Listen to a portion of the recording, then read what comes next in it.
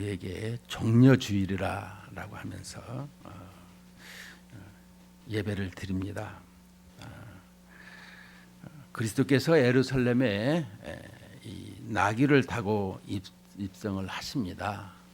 그런데 이스라엘 백성들은 예수님을 메시아로 인정하고 믿고 종려나무를 꺾고 또 그들이 흔들며 또 옷을 길에 깔고 호산나 찬송을 불렀습니다. 그래서 이 날을 기념하여 우리는 종려주일이라 이렇게 부르고 행하고 있습니다. 그러나 그 주간은 슬픔의 주간입니다. 이렇게 예수님을 열광적으로 또 환영하던 백성들이 돌변해서 예수님을 십자가에 못 박으라고 외치고 결국 금요일에는 십자가 위에서 돌아가셨기 때문인 것입니다. 그래서 이 주간을 우리는 교회력으로 종려주일이고 또 고난주간이다 이렇게 말하고 있는 것입니다. 이 고난주간에 우리는 그리스도의 고난을 음미하고 그리스도 고난의 발자취를 따르고자 하는 새로운 각오와 서원을 해야 하는 것입니다. 그런데 중요한 것은 그리스도의 고난 받으시니까 우리도 그렇게 매맞고 또 이런 어려운 고난을 당해야 되는 것인가? 그것은 아닙니다. 그리스도의 고난은 대속적인 고난이고요. 그리스도의 고난을 통해서 우리에게 말씀하시고자 하는 내용은 뭐냐?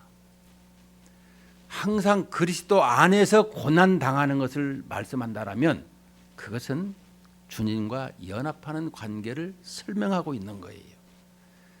그러므로 우리가 하나님을 알되 바로 알아야 신앙생활을 해도 기쁨이 있는 거예요.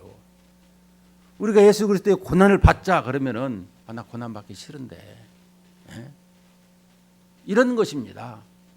왜 이런 고난이며 이 고난이 나하고 무슨 연관이 있고 그것을 내가 어떻게 수용을 해야 될 것인가? 이것을 우리는 알아야 되고 배워야 되고 또 그래서 내가 올바르게 살아야 되는 것입니다. 그러므로 오늘은 이 그리스도의 고난의 발자취를 따르고 또 새로운 각오와 서원을 하는 이런 시간이 되었으면 좋겠습니다. 그러면 이 대속적인 고난을 우리가 배경을 좀 보게 되면 주전 700여 년 전에 이사야 선지자가 이사야서 53장에서 말씀해 주신 것을 볼 수가 있습니다. 우리는 구약의 이사야 선지자를 볼 적마다 구약의 복음서라 이렇게 말씀하고 있어요. 복음이 뭐라 그랬어요? 지난 시간에 수도 없이 설명을 했습니다.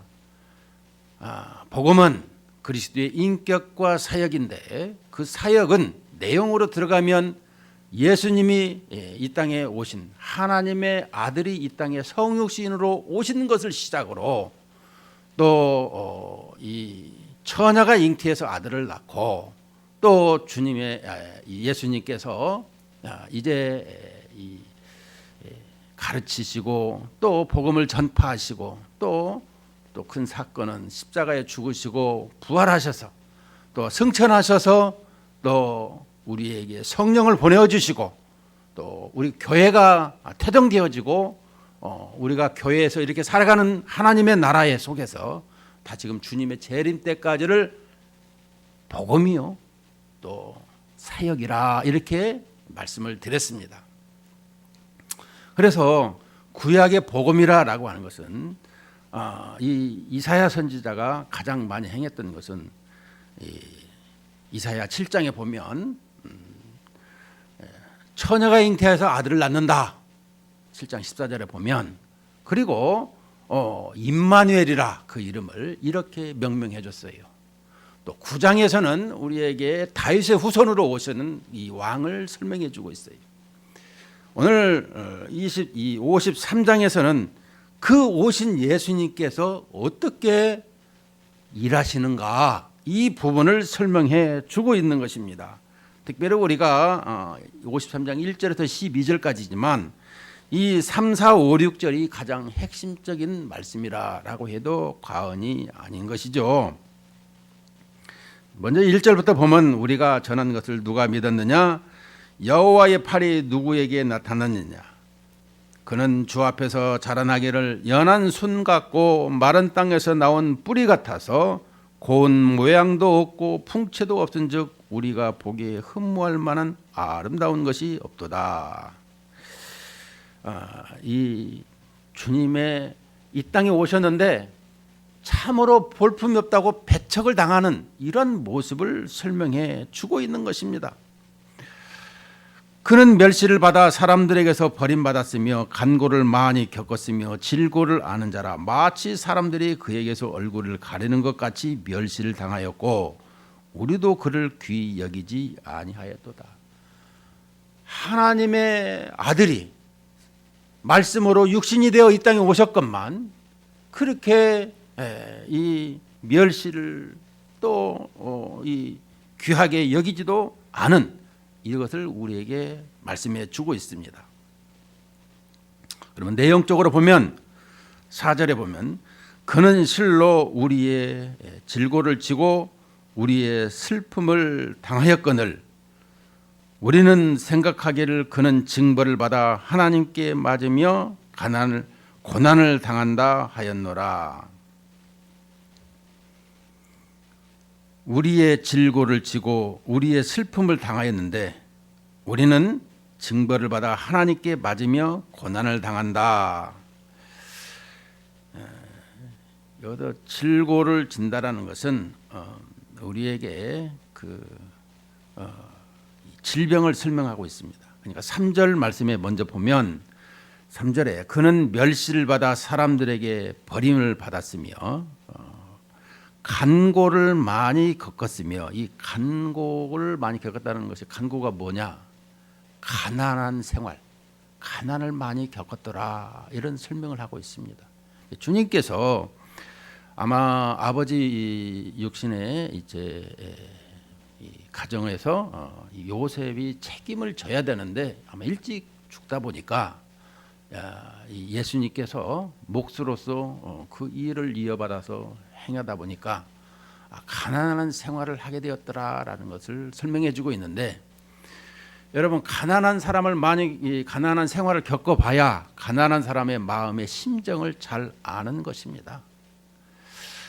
질병 이 질고를 또 아는 자라 마치 사람들이 그에게서 얼굴을 가는 것 같이 이 질고도 이 질병을 많이 겪은 사람을 설명하고 있는 것입니다. 예수님이 질병을 겪은 것은 아니죠. 그런데 많은 사람들을 고쳐주신 것을 설명해 주고 있는 거예요. 그러니까 가난한 생활을 많이 겪었고 또 질병을 앓는 사람을 많이 고쳐주셔서 우리가 복음서에 보면 마태, 마가, 누가복음 보면은 이 가버나움에서 얼마나 많은 사람을 고쳐주셨습니까? 오죽하면 가버나움 원장님이라 할 정도로 이렇게 이름을 불렀더라는 거예요. 그만큼 이 질병 앓는 사람을 많이 고쳐주셨더라라고 해주고 있습니다. 왜 이렇게 우리에게 그랬을까? 그것은 5절에 보면 그가 찔림은 우리의 허물 때문이요 그가 상함은 우리의 죄악 때문이라 그가 징계를 받음으로 우리는 평화를 누리고 그가 채찍에 맞음으로 우리는 나음을 받았도다. 여기서 보면 찔림과 채찍은 이게 외적 육체적인 고통을 설명해 주고 있어요. 네 가지로 설명하고 있는데 이 찔림과 채찍 그러나 또 이 상함과 징계는 이 정신적인 고통 이것을 설명해 주고 있어요. 그가 상함은 우리의 죄악 때문이라 그가 징계를 받음으로 우리는 평화를 누리고 이게 우리에게 정신적인 것과 육체적인 것을 이게 전부 다 우리 주님께서 이렇게 이 고통을 받으시고 우리에게 나음을 주셨다 이렇게 설명해 주고 있습니다. 주님이 받으신 고난과 고통을 통해서 나를 대신해서 십자가를 지시고 그 모든 것을 나음을 주셨다라는 이 말씀을 여러분들이 믿음으로 받고 승리하시기를 주님의 이름으로 축원드립니다. 문제는 우리가 말씀을 들을 때에 그 말씀이 과연 내게 생명이 되고 있는가, 여러분 곰곰이 생각을 해봐야 되는 것입니다. 내가 이 말씀과 나와의 어떤 연관성이 있는가. 우리 주님께서는 성경을 이미 AD 90년에는 구약, 397년에는 신약을 우리에게 정경으로 채택을 주셔가지고 이 말씀이 이제는 완전한 말씀으로 우리에게 설명을 주고 있더라는 것입니다. 물론 이 말씀을 하나님께서 우리에게 말씀을 다 성경 66권을 통해서 주시고 성령 하나님께 그것이 확실하게 참으로 그걸 가지고 살아야 된다라고 확인하시고 우리에게 그 뜻대로 인도하고 계시더라는 것입니다. 그래서 내 안에 계셔서 그 모든 것을 말씀에 그 힘을 내고 살아가도록 역사해 주고 있더라, 이런 말씀인 것입니다. 그러므로 우리는 하나님의 말씀을 그냥 어떤 책을 읽듯이 때로는 역사책을 읽듯이 이러는 거 아니에요. 제가 지난 시간에도 말씀을 드렸습니다마는 우리가 매일매일 먹는 음식이 새로운 음식이라는 것을 기억해야 되고 우리가 잠을 자고 눈을 떠도 새로운 날이라는 것을 인식을 가져야 되는 것입니다. 왜냐? 우리 주님은 영원부터 영원까지 시작도 끝도 없지만 우리에게는 하나님께서 이 세상을 창조하실 때에 시공간을 시작으로 말미암아 태초 역사가 시작되었다라는 거예요. 그 역사 안에서 우리가 살아가고 있는데 그 역사는 항상 이렇게 과거, 현재, 미래를 향해서 나아가고 있는데 우리는 과거가 항상 금방도 과거, 현재 있다도 과거, 그러나 올 수 있는 건 미래라는 것을 바라볼 적에 우리는 날마다 새롭다라고 하는 것을 고백하면서 살아야 된다라는 것입니다. 오늘 우리에게 이처럼 예수님께서 이 땅에 오시게 되면 이런 고난을 당하시는데 그 고난을 우리는 어떻게 기억하고 있느냐. 특별히 이사야 선지자는 예수님이 이 땅에 오신다 하면은 채찍을 맞으시고 가시와 창으로 찔림을 당하시는 그런 분이시다.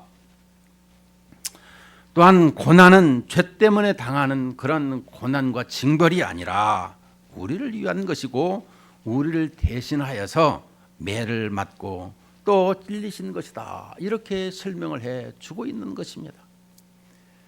우리는 늘 과거에 우리 이 시조의 대표자가 어떻게 했는가, 연대성을 가지고 살아가는 그런 모습을 보면서 하나님의 말씀에 불순종한 것이 죄인데 그렇게 왜 선악과라고요?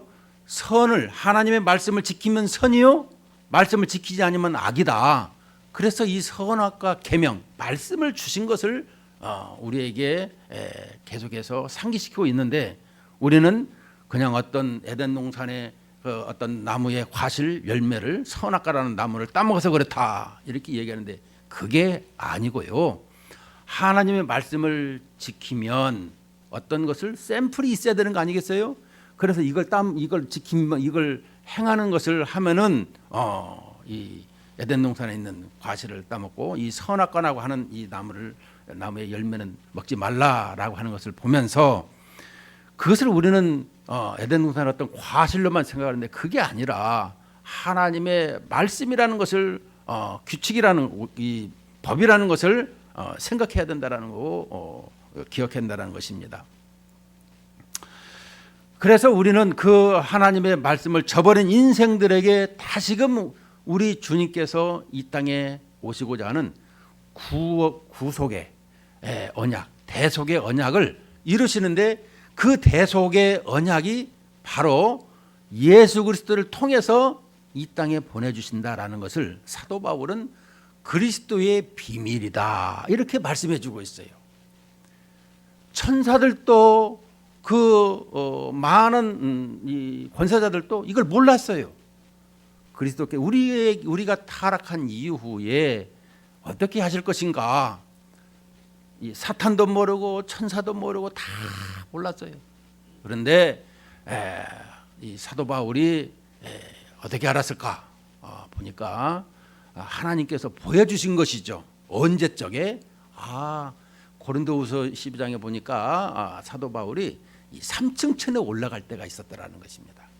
너무너무 하나님 나라의 그 광경을 다 보고 자고하지 아니하도록 이렇게 안지래 이렇게 가시를 주셨더라. 이렇게 해서 사도 바울이 참 겸손한 모습을 보여준 것들을 많이 기억을 하고 있는데요. 이처럼 주님께서 이 땅에 이 중보자로 또 이 하나님의 속건 제물로 이 땅에 오시는 것을 설명해 주고 있어요. 속건 제물이 뭐냐라고 하게 되면 우리가 5대 제사가 있어요. 하나님 앞에 드리는 제사 중에 레위기에 보면 번제, 속죄제, 속건제, 또 소제, 또 번제, 화목제. 문제는 우리에게 이 속건 제물은 하나님 앞에 범죄한 것인데 두 가지가 있어요. 때려놓고 미안해 하면 안 되는 거예요. 뭔가를 드려야 되는 거예요. 하나님의 공의에 만족하도록 하나님 앞에 제사를 드리고 그 모든 것을 드려야 된다라는 것을 설명해 주고 있어요. 그것은 그것대로 하나님의 앞에 이렇게 속건 제물이라고 하는데 하나님 앞에 그것을 받으실 만한 것이 뭐가 있느냐? 예수 그리스도의 이 땅에 오셔서 하나님의 십자가로 드리는 이것이 속건 제물이 되었더라라고 설명해 주고 그것을 받으심으로 우리에게 죄 용서가 있었게 됐더라. 이것을 설명해 주고 있는 것입니다. 자, 그렇다면 우리 인생에 대해서 한번 생각을 해보겠습니다. 우리 인생이 무엇입니까? 인생은 한마디로 말하면 이 세상에서는 슬픔과 고난과 또 이 상처뿐인 것을 우리에게 설명해 주고 있습니다. 왜요? 우리가 죄의 벌이라 하죠. 하나님 앞에 불순종한 그것으로 말미암아 사망이 왔고 또 우리에게 있어 이렇게 슬픔과 고난이 있게 되는 것을 설명해 주고 있는 것입니다. 아니 지금 뭐 내가 예수님을 영접하고 하나님의 백성으로 살아가는데요. 예, 맞습니다. 주님이 다시 오실 적에 우리에게는 신령한 몸으로 변화가 되고 그런 모든 것이 없어지지만 현재는 우리의 영혼이 이제 이 구원을 받았죠. 예수님께서 그 그리스도의 비밀을 통해서 목적을 가지고 약속하신 것이 성취됐다라는 것이죠. 약속과 성취에 대해서 어떻게 우리에게 그 약속을 하면은 언젠가는 이루어지는데 그 이루어지는 것이 저 갈보리산 언덕에서 예수님의 십자가로 말미암아 다 이루었다. 요한복음 19장 30절을 보면 우리의 구원을 다 이루신 것을 말씀해 주고 있습니다. 영혼의 구원을 설명해 주고 있죠. 물론 우리의 구원을 설명할 적에는 영육 통일체라 그래서 모든 전인적인 것을 설명해 주고 있습니다만은 그러나 우리에게 있어서 현재 살아가는 동안에는 고난과 고통과 슬픔과 상처가 있는 것을 우리에게 설명해 주고 있는 것입니다. 주님 오실 때까지는 이게 있어야 되는데 그것은 죄의 벌이라는 것을 설명해 주고 있죠. 그래서 이 예수님께서는 하나님께서는 우리에게 속죄하는 법을 가르쳐 주셨는데 그 속죄가 바로 대속의 원리를 설명해 주고 있죠. 이 땅에 오셔서 이 대속의 원리는 어린 양으로 말미암아 죄를 속하는 방법을 설명해 주고 있죠. 소나 양이나 이 소에게 안수해서 가게 되면 저쪽으로 이 광야로 보내고 또 한 마리는 그를 잡아서 피를 제단에 뿌리고 또 고기는 불태우는 이런 모습을 통해서 죄사함을 받는 걸 설명해 주고 있는 거예요.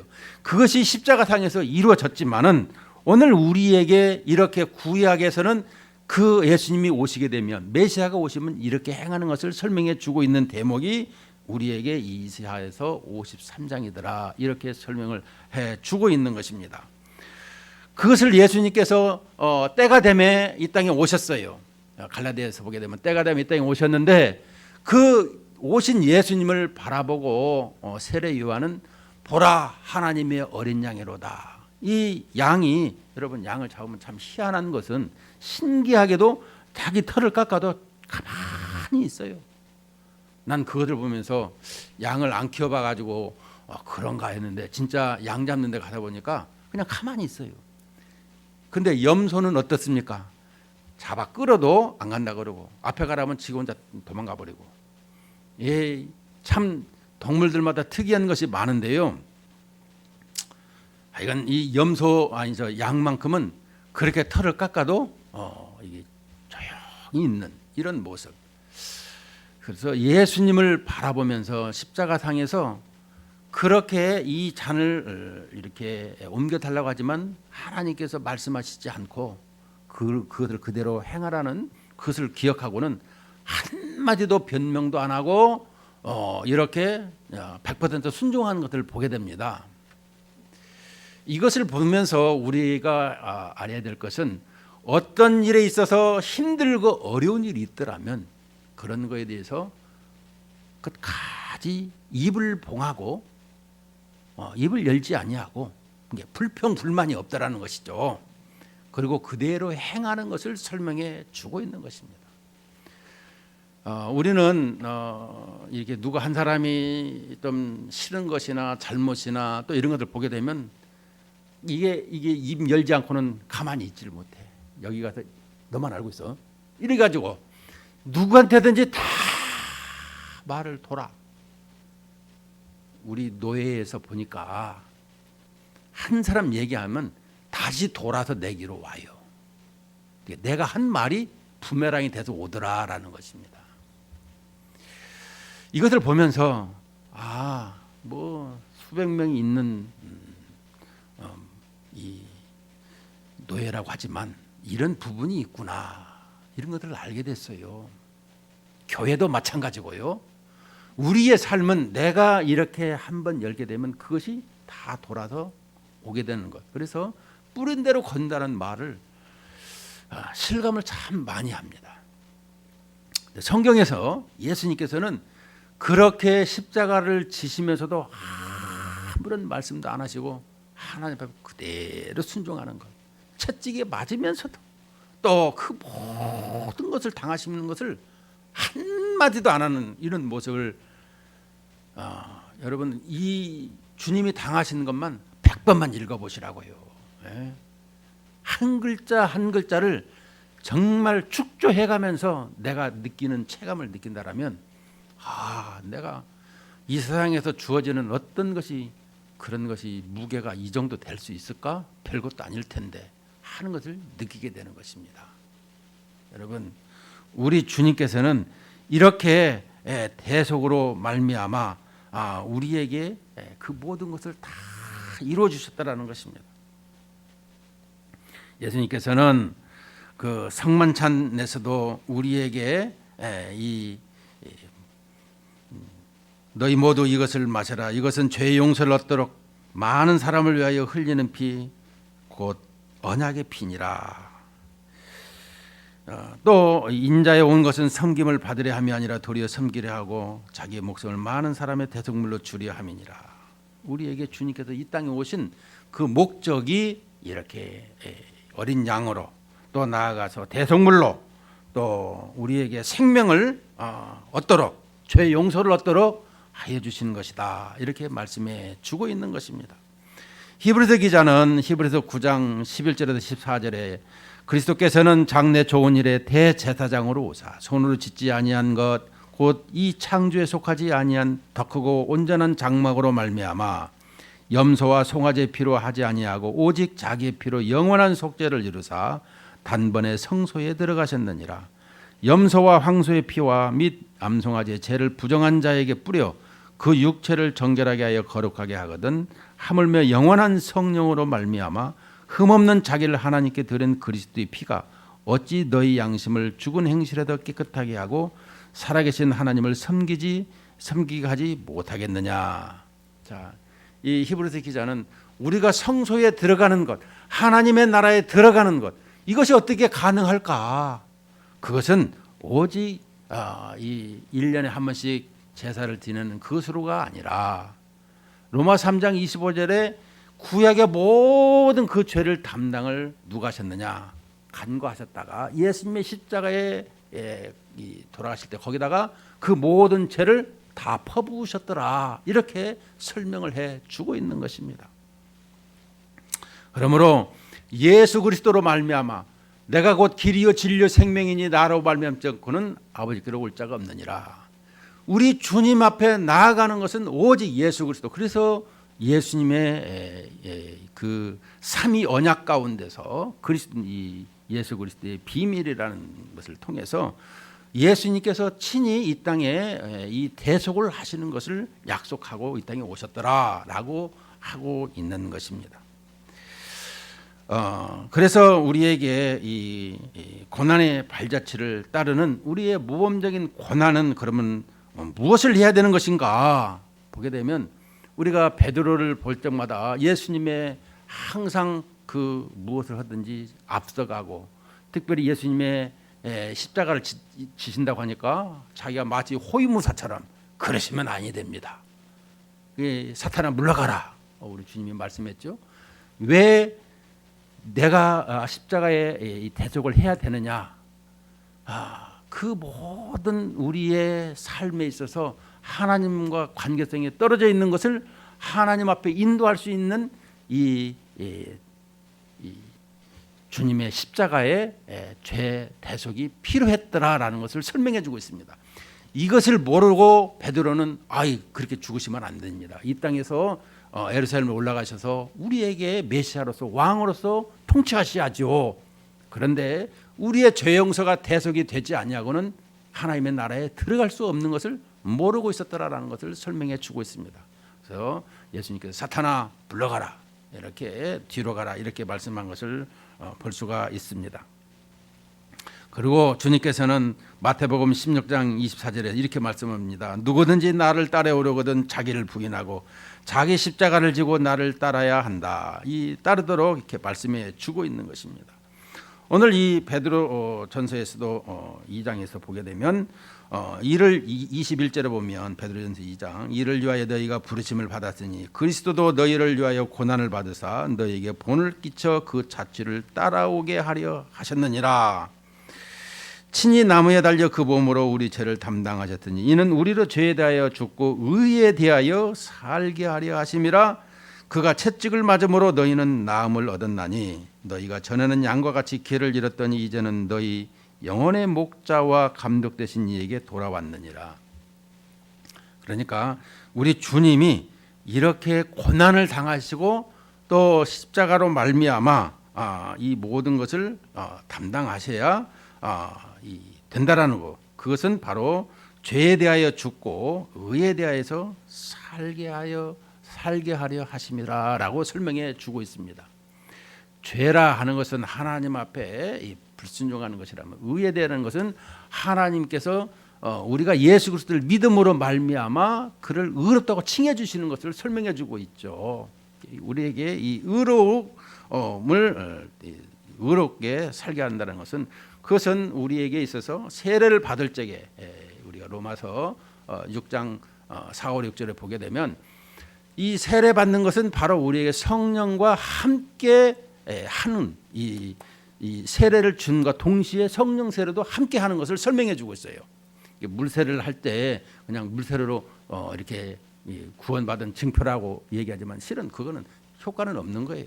문제는 성령 세례를 설명해야 되는 거예요. 근데 이 물세례를 행할 때 성령 세례가 함께 된다라는 거예요. 그것을 설명하는 거예요. 그래서 구원은 성령 세례로 말미암아 우리가 사도행전 10장에 보면 고넬료에게 하나님의 말씀을 증거했더니 성령께서 임하시는 성령의 세례로 말미암아 그래서 사도 베드로가 그러잖아요.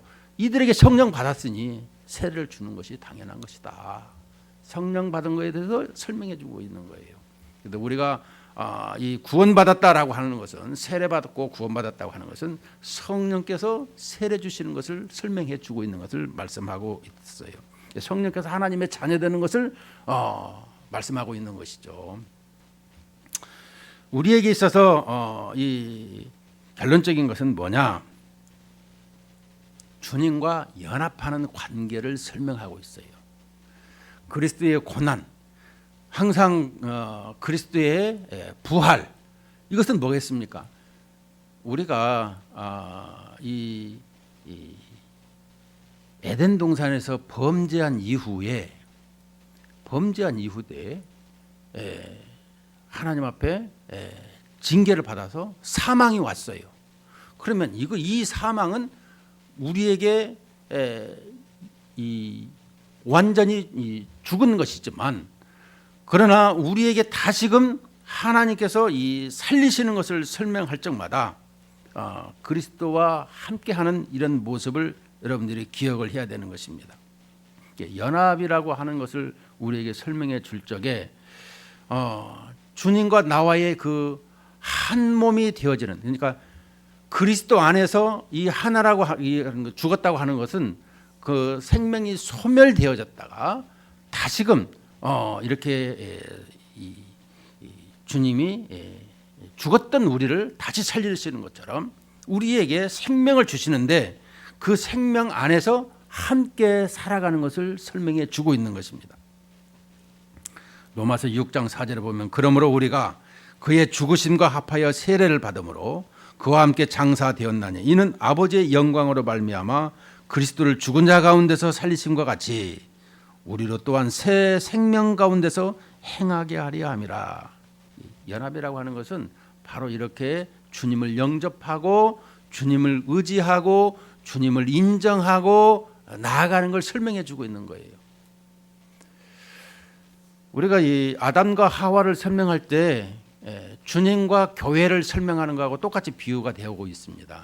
그러니까 우리에게 이 세상을 살아갈 때는 남성, 여성이 있지만 천사들은 중성이라 그랬어요. 그래서 헬라어에는 중간태도 있어요.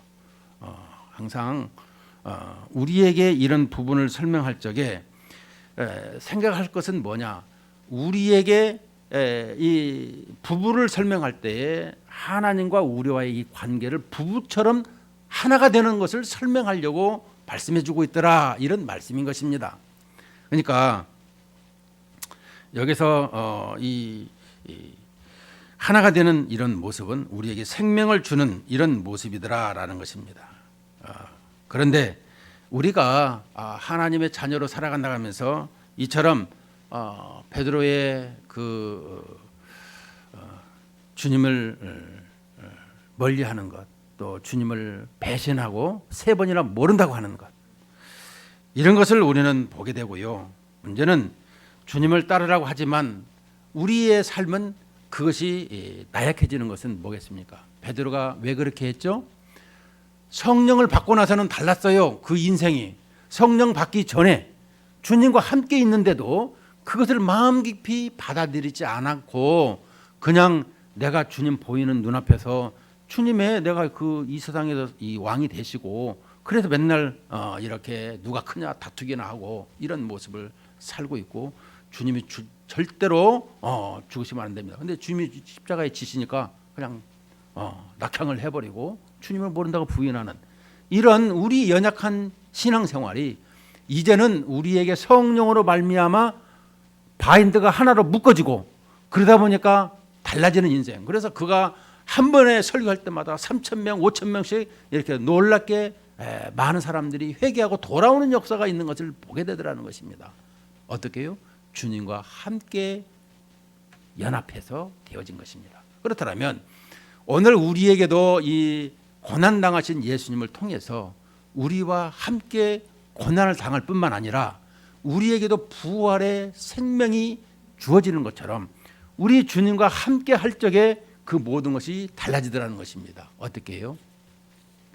마귀가 우는 사자와 같이 항상 울부짖으며 쫓는데 우리 인생을 이렇게 괴롭게 할지라도 내가 주님의 말씀과 성령을 힘입어서 의지할 적마다 날마다 이기는 삶, 승리하는 삶을 요구하고 있고, 또 하나님께서는 원하고 계시더라라는 것입니다. 낙심되어지고 좌절되어져서 낙향하는 것이 아니라 늘 하나님을 사랑하고 의지하고 이렇게 하나님과 함께 되어지는 이런 고난 속에서도 하나님을 더욱더 의지하는 이런 모습 속에서 살아가는 자녀들이 되어야 된다는 것입니다. 고난이 없는 것은 없죠. 그러나 주 안에서 고난이 있게 되는 것은 능히 그것을 이기게 하시고 그것을 승리케 하신다라는 것을 설명해 주고 있는 거예요.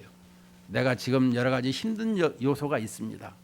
금전적인 문제, 건강적인 문제, 또 우리의 많은 사람들과의 관계성에서 인간관계의 문제, 여러 가지 문제가 많이 있습니다. 그러나 이런 문제를 우리 주님과의 관계성에서 주님의 그런 고난당하심을 또 주님의 그 아픈 마음을 우리가 체험하면서 주님의 발자취를 따라가면서 새로운 마음으로 우리가 나아가는, 또 나아가서 우리 주님께서 부활하심으로 새로운 소망과 기쁨과 또 영생으로 말미암아 우리에게 인도하신 것처럼 우리의 삶은 늘 이런 고난이 있을지라도 이기게 하신다. 또 이겨야 되는 것이고 우리 주님은 한 번도 패하신 적이 없어요. 항상 승리케 하시는 분이시다라는 것을 기억한다라면 우리 주님 앞에 내가 오늘 또 고난 당하지만 저마침만 가면 다 이기게 승리하게 하신다라는 것을 기억하고 이 말씀으로 날마다 이기고 승리하시기를 주님의 이름으로 축복합니다. 기도하십니다. 하나님 아버지 감사합니다. 오늘 또 저희들에게